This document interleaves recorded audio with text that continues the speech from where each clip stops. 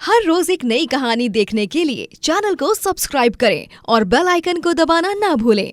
चंद्रपुर कहकर एक गांव में ब्रिजेश नामक एक गरीब आदमी अपनी बीवी वृंदा और छोटे बेटे टप्पू के साथ रहा करता था। ब्रिजेश एक गरीब मजदूर था और वो कड़ी मेहनत करके दिन रात खून पसीना एक कर देता और पैसे कमाकर अपनी बीवी बेटे का पेट पालता। वहीं उस गांव में उसका बड़ा भाई रतन लाल भी रहता था, जो बहुत अमीर और घमंडी होता है, और उसकी बीवी का नाम दामिनी और छोटी बेटी का नाम तारा होता है। तारा बिटिया, ये लो, तुम्हारे लिए मैंने पूरे 3 लाख के पटाखे लाए हैं। इस साल की दिवाली एकदम खास होगी। देखना बेटा। धन्यवाद पापा, मैं इन्हें अपने दोस्तों के साथ मिलकर दिवाली की रात को जलाऊंगी।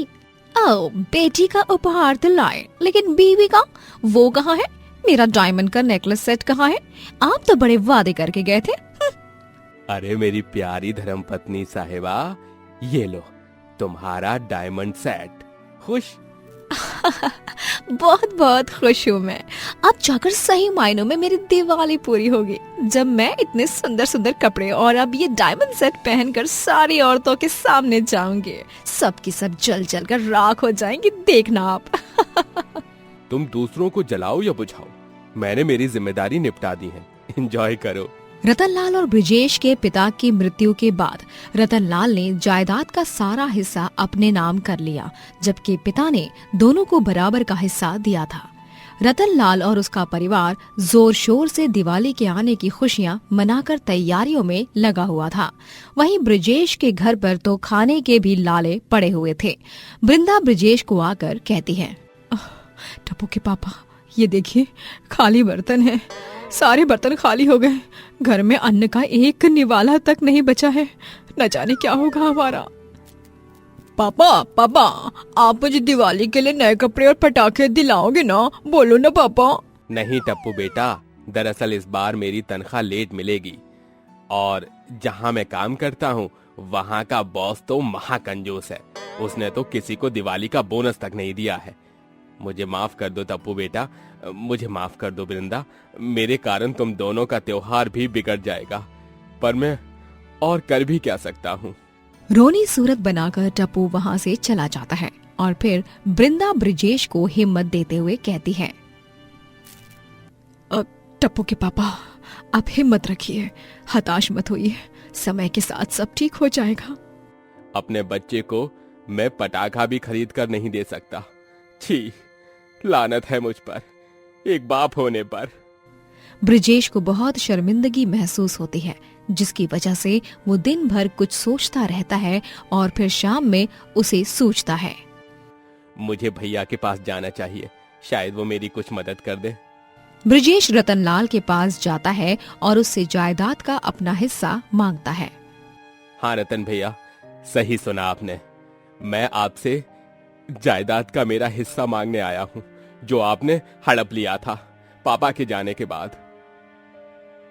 अरे चल चल, यहाँ तुझे कोई हिस्सा विस्सा नहीं मिलने वाला। पतली गली पकड़ और दफा हो जा यहाँ से। लेकिन भैया, मैंने आपसे अपना हक ही तो मांग रहा हूँ, कोई भीख थोड़ी ना मांग रहा हूँ। मैं आपसे विनती करता हूँ भैया, मेरी बीवी बच्चे मायूस और उदास बैठे हैं घर पर। 2 दिन में दिवाली है, मेरे घर पर अब तक अनाज का एक दाना तक नहीं है। मुझे मेरा हिस्सा दे दीजिए ना भैया, ऐसा मत कीजिए। तू निकलता है कि नहीं यहाँ से? रुक जा, तेरी तो ऐसी की तैसी। रतनलाल बैम्बू उठाकर ब्रिजेश को मारने लगता है और मार मार कर उसे वहाँ से भगा देता है।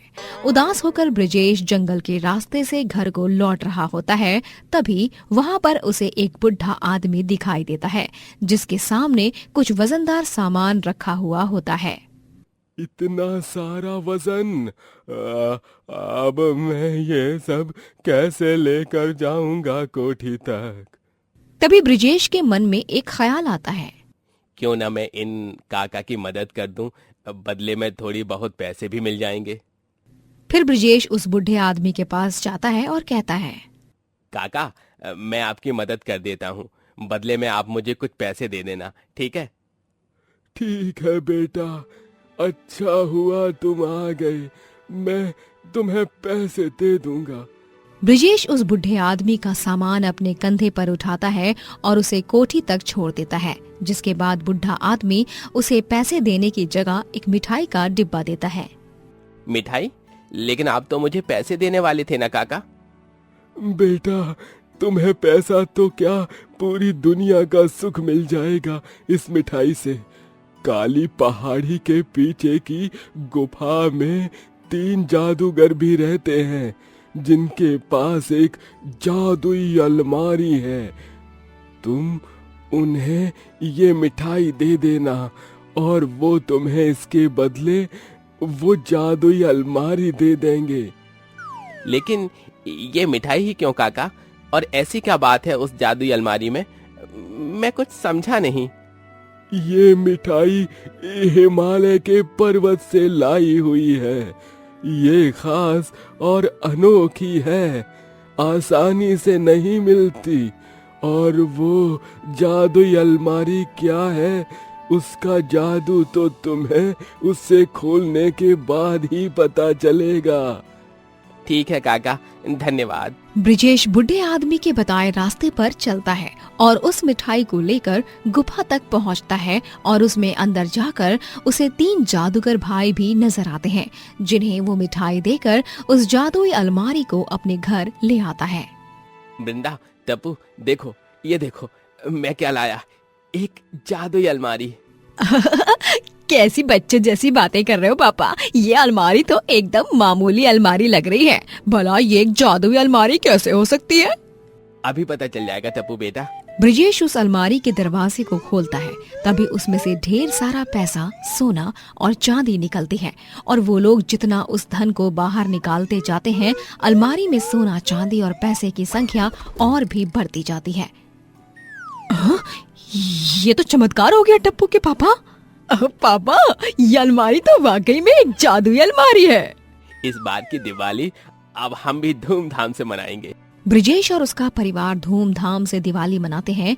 वो लोग एक बड़े बंगले में रहने लगते हैं और एक बड़ी कार भी खरीदते हैं। ब्रिजेश की बदली बदली सी अमीरों वाली जिंदगी को देखकर रतनलाल को हैरानी होती है और वो एक दिन ब्रिजेश के बंगले की खिड़की से बाहर से दूरबीन लगाकर सब देखता है। तभी उसे जादुई अलमारी का राज पता चल जाता है। अच्छा जनाब, तो ये राज है इस फटीचर का करोड़पति बनने का। वही मैं सोचूं, ये कल का 2 कौड़ी का मजदूर रातों रात इतना अमीर कैसे हो गया। लेकिन अब तो वो जादुई अलमारी मेरी ही होकर रहेगी। जब ब्रिजेश, वृंदा और टप्पू बाहर जाते हैं, तभी उनके बंगले में चुपके से घुसकर रतनलाल उस अलमारी को चुरा कर अपने घर ले आता है। लेकिन जब वो उस अलमारी के दरवाजे को खोलता है, तभी उसमें से सोना, चांदी और पैसा निकलने की जगह जहरीले सांप और बिच्छू निकलने लगते हैं, जो रतनलाल को बुरी तरह डस लेते हैं। नहीं, मर गया रे।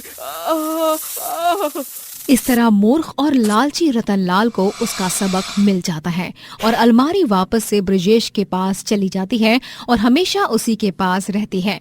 जादुई अलमारी के जरिए ब्रिजेश एक खुशहाल जीवन गुजारता है और तो और वो गरीबों की भी काफी मदद करता है।